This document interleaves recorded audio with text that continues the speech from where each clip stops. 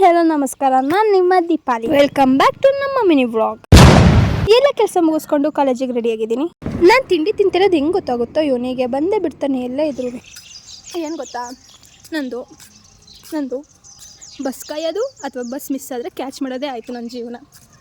ಇವತ್ತು 8 ಗಂಟೆ ಆದರೂ ಇನ್ನೂ ಬಸ್ಸೇ ಬಂದಿಲ್ಲ. ಏನು ಮಾಡೋಣ ಹಿಂಗೆ. ಅಯ್ಯೋ ಸ್ಟೈಲಾಗಿ ನಿಂತ್ಕೊಳ್ಳೋದು ನೋಡಿ ಅಲ್ಲಿ. ಹಳ್ಳಿಲಿ ಪಂಚೆ ಲುಂಗಿ ಹುಡ್ಕೋಬೇಕು, ಚಡ್ಡಿ ಹಾಕ ನಿಂತಿರಲ್ಲ.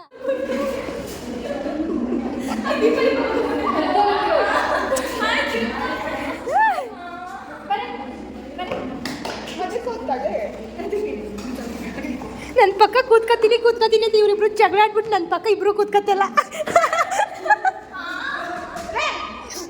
ನನಗೂ ಅದಕ್ಕೂ ಸಂಬಂಧ ಇಲ್ಲ.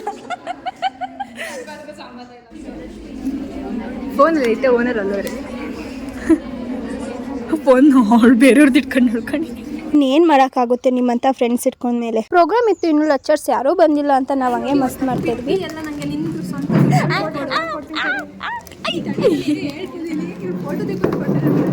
ಅಷ್ಟರ ಕೊಟ್ಟಿದ್ದೀನಲ್ಲ ಸುಮ್ಮನೆ ತಗ. ಅವ್ರಿಗೆ ಕೊಟ್ಟೇ ಇಲ್ಲ, ಅವ್ರಿಗೆ ಕೊಟ್ಕೊಂಡು ಹೇಳ್ಕೊಂಡಿದ್ದು ನಿಮಗೆ ಕೊಟ್ಟಿದ್ದೀನಿ. ನನಗೆ ಕೇಳ್ತದೆ ತಂದು ಕೊಟ್ಟಿರೋ ಫಸ್ಟ್ನೇ ವ್ಯಕ್ತಿ ಅಂತ ಅದು ಕೇಳಿ ತರಿಸ್ಕೊಂಡಿದ್ದೀನಿ ಗೊತ್ತಾ ನನ್ನ ಫ್ರೆಂಡ್ಸ್ ಹತ್ರ. ಕೇಳಿ ಯಾರು ಕೊಡೋದಿಲ್ಲ, ನಾವು ನಮಗೆ ಕೊಡ್ತಲ್ಲ, ಯಾರಿಗೆ ಕೊಡ್ತೀವಿ? ನಾನಿದ್ದೀನಿ ನೀವು ಕೊಡೋದಕ್ಕೆ, ನೀನು ಅದಕ್ಕೆ ಕೊಡಬೇಕು.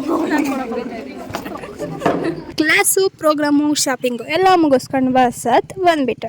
3 ಬಸ್ಸಿಗೆ ಬರಲಿಲ್ಲ ಅಂದರೆ ಹಿಂಗೆ ಅಣ್ಣಗ ಅಪ್ಪಗ ಫೋನ್ ಮಾಡಿಬಿಟ್ಟು ಕರೆಸ್ಕೋಬೇಕು ಅಷ್ಟೇ. ನಂದು ಸೀಬೆಹಣ್ಣಿತ್ತು ಅಂತ ತಂದಿಟ್ಟಿದ್ರು, ನಾನು ಹಂಗೆ ಎತ್ಕೊಬಿಟ್ಟು ತಿಂದ್ಬಿಟ್ಟೆ. ನೋಡಿದ ತಕ್ಷಣ ಬಂದು ಕೈಕಾಲು ಮುಖನೂ ತೊಳ್ಕೊಳ್ಲಿಲ್ಲ. ನೋಡಿದ್ರೆ ನಮ್ಮಮ್ಮ ಮೆಟ್ ತಗೊಂಡು ಹೊಡೆದ್ಬಿಡುತ್ತೆ. ಯಾಕೆ ಅಂದರೆ ಫ್ರೆಶ್ ಅಪ್ ಆಗಿಲ್ವಲ್ಲ, ಹಂಗಾಗಿ ತಂದಿರೋ ಐಟಮ್ಸ್ನೆಲ್ಲ ಮನೆಯವ್ರಿಗೆ ತೋರಿಸ್ತದೆ. ಮತ್ತೆ ಸಿಗೋವಾ, ಬಾಯ್. ಗುಡ್ ಬಾಯ್.